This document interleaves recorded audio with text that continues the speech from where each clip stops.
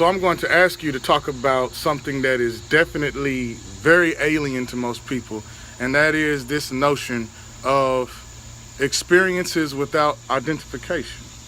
Mm. What is meant by the phrase experience without identification? Well, when we identify with something, we can look at the word identification. What does it mean? What is it made up of? We see the word identify within it. So when it comes to identification, it must imply some process or where in which the individual identifies their own self with an object or an event. And that object can even be thought or emotion. For example, I'm driving down the street. Someone hits the car.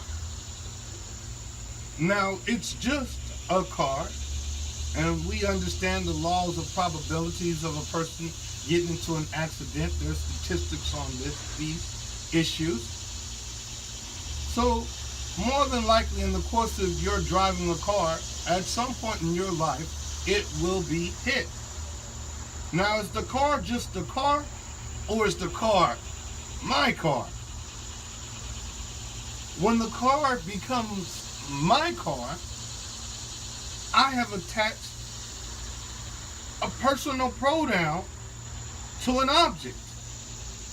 I have identified with an object. And now, on to the way that consciousness works.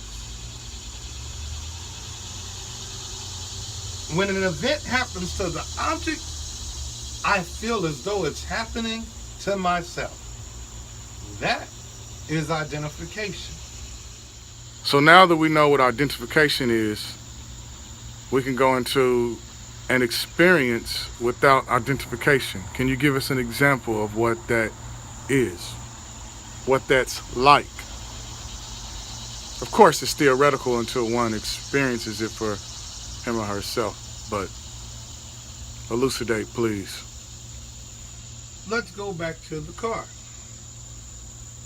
We know that the law of probability states that the car, according to so many drives, will get possibly in an accident, or at some point in our life, we ourselves the car will be in a car and the car will get in an accident.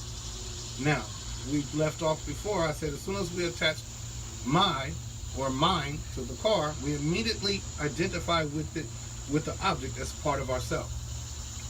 Here you're driving down the street, cruising, you got your 24s on your car, you're in your Cadillac or your bourbon truck, you're looking good, you're beating, you're looking, cruising, got your main one with you, your day one.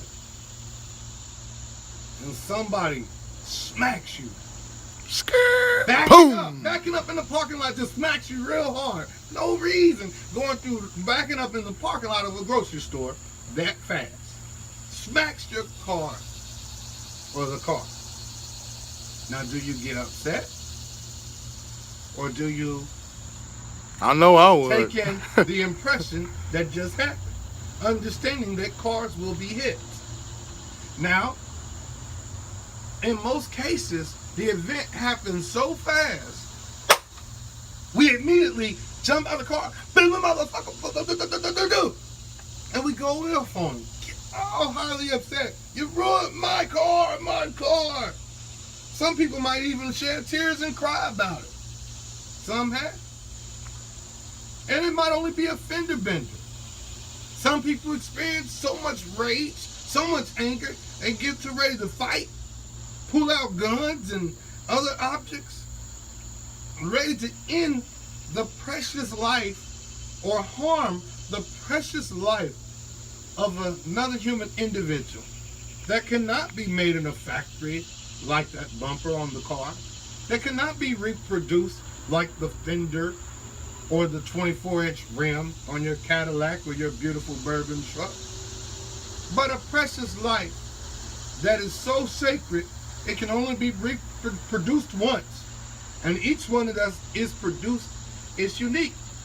But with identification, when someone has attacked mine,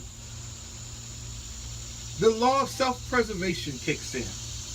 Instinct kicks in. And an individual is then a slave to the biology and psychology of the organism.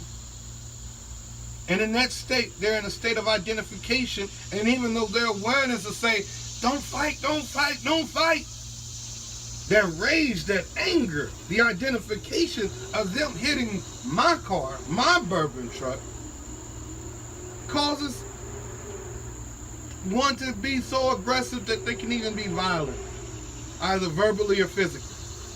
So instead of just my car being hit or damaged, you are hit and damaged psychologically. Exactly. It wasn't the car being hit, it Uh-huh. was me being hit. It wasn't them stealing from my house or stealing objects from the house. They stole from me. And it's all about this me, this orientation. The key to ending identification with experiences, it's by removing the me from the center of your universe. So when bad events happen in life, when things operate and happen outside of your control, take the me outside of the circle. If there's no me in the middle of the circle, then it's just an empty center. There's nothing to be identified. There is no self. An empty center. An empty center. So is that empty center wherein the experience without identification takes place? Yes.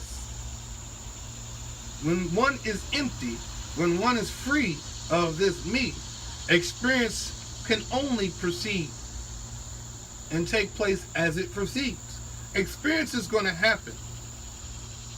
Those are not in our control. Life's events are not in our control always.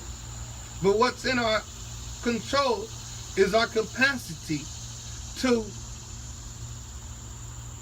be selfless at the moment when it's necessary to be selfless. This is Desmond Wood signing off. Mind Elevation Nation. Please like, comment, and subscribe. And look forward to our next episode. Peace.